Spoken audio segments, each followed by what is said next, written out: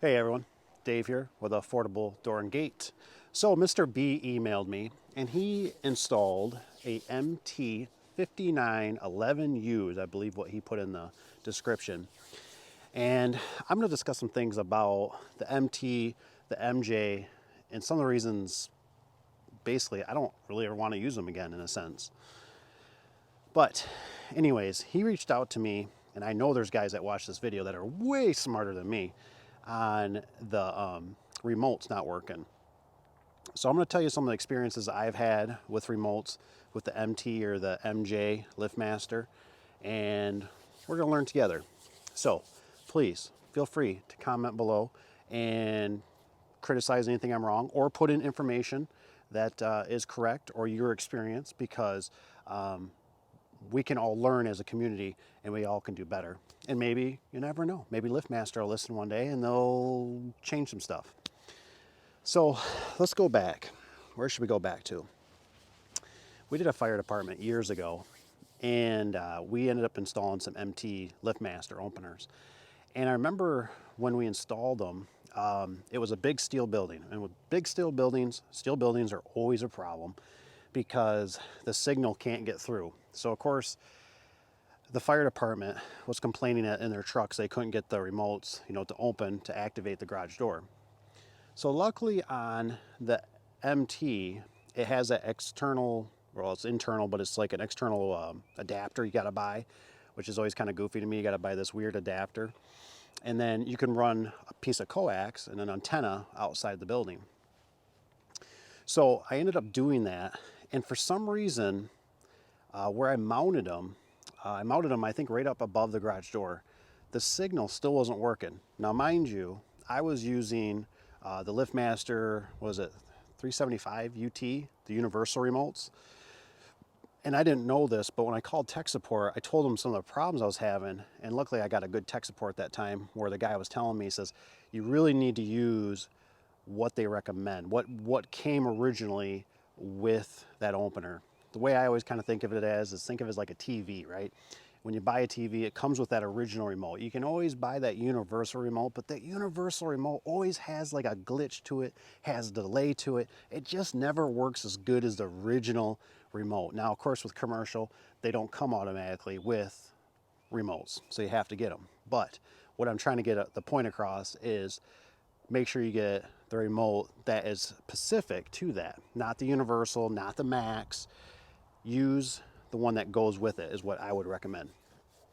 And you can always call tech support. So I think, correct me if I'm wrong, the MTs are 315 megahertz.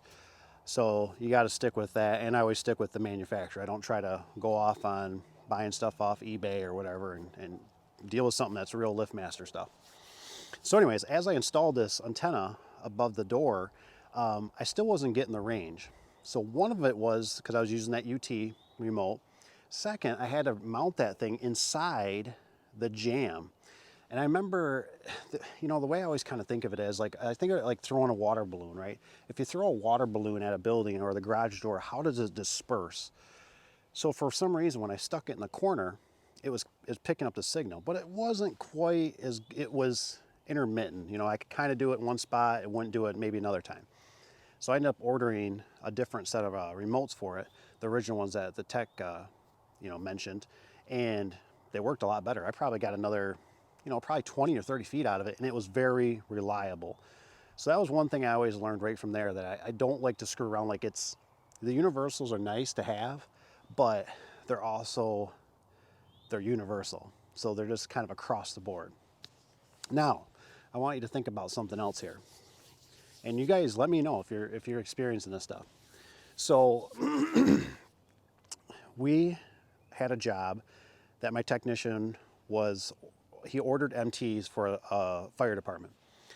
And I started kind of getting in the mix of it, and I was kind of like pulling my hair and everything a little bit, because I was like, why are we doing MTs in a fire department? Now, here's my 2 cents. This might not work for your business. This is what works for my business. MTs and MJs, they're typically good for your, like, I think if you're like your grandpa with a pole barn, or your dad with a pole barn type thing. They just don't have the options. And for us around here, an MT to, let's say, a T is roughly $70. It's $70. Do you know how much headache it is to go install an MT and then it not have something that the customer wants, like an accessory of putting the light on that goes red or you know, green to red, or a light bar, or the fact that a T also has that terminal in there, that single button terminal, which is super, super important because you can hook other receivers up to it. And if you can't really do that with the MTs. So I understand that the MT is a budget type opener, and if you're doing a, you know, multi-door job, you got to, that $70 could add up with a contractor, especially if you're bidding against people. But for us, it's just not worth it. So I kind of jinxed us, because when we started doing this MT on this this fire department, I said, why are we using MTs? And he said, well, we already installed some, or there's already some there, so I just matched them up. Okay, fair enough. Come to find out, he's installing them, can't get the remotes to work on them because of the LED lights. They changed the lights in this building to LEDs, and the lights are blocking out the signal. I mean, I think it was pretty bad, where I think he had to get within a couple feet of it to make it work. And I just flat out told him, I said, you know what? I said, we're going to eat this. And he said, well, you know, it was kind of cheaper to do it this way. And I cringe, because you can't sell from your own pocket. And sometimes when you do, you screw yourself, because I told him, I said, you know, now think of what we got to do. We got to go back. We got to tear down what we've already installed. Now we got this extra product that's considered, in a sense, used. And now it's going to take up room in the shop, versus for $70 more, which I would have rather ate the $70, because now it probably cost us $200 to $400 maybe, you know, with labor, scissor lift, time, gas, everything. So what I found out, which was an interesting thing though, was that when he was talking to the technician, or no, he went and installed them. He went with the T's. And I told him, I said, as long as you go with the T's, we can use multi-code on it, remotes and receivers, which is, they already had, so they're accustomed to them. And multi-code is phenomenal. I mean, I love multi-code. It just works great for us. It clicks, it works. It's just, I don't know, it just works. So anyways, when he installed the T though, the T supposedly runs on a different frequency. It runs on 390 megahertz, I believe. And voila, problem solved. Didn't even have to put external antennas on it, nothing. It worked like a charm. So I just want you guys to take that the Liftmaster T's or the J's have better circuit boards in them, you know, and they're upgraded in a sense. So they work better. Now, one thing I want to ask you guys, has anybody been hearing the rumor about Liftmaster with a lawsuit going on? I don't know if it's a lawsuit between Liftmaster and Genie, but I heard Liftmaster has to change their frequency again, and they potentially are making stuff for a little bit while they're changing over, because they can't sell any more of the circuit boards or whatever. So there's going to be another change, which is probably not good at this time and age because of the industry right now. So I think that's going to put a hurting on them. But anyways, let me know below if you know anything about it. I heard my one vendor say that basically they were going to be able to get stuff for a couple months. I don't know if that's true, you know, because it has to go through customs now. You know, it has to be really thought through and checked to make sure they're not scamming or going, hey, we got all this extra product. It's kind of like a recall, you know, for like the automotives. They can't just keep sending out now the stuff that was, you know, deemed bad. So I don't know, let me know. But hopefully that helps you out with the remotes and the MTs. But otherwise, the best thing to do, a lot of times I always call tech support.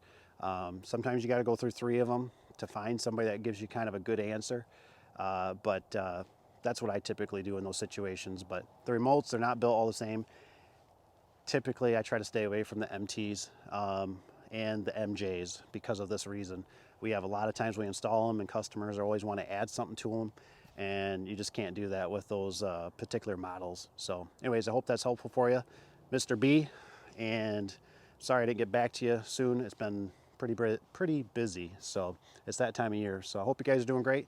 Take care, comment, subscribe, hit that thumbs up if you don't mind, and take care. We'll see you on the next one, and have fun. Go get them.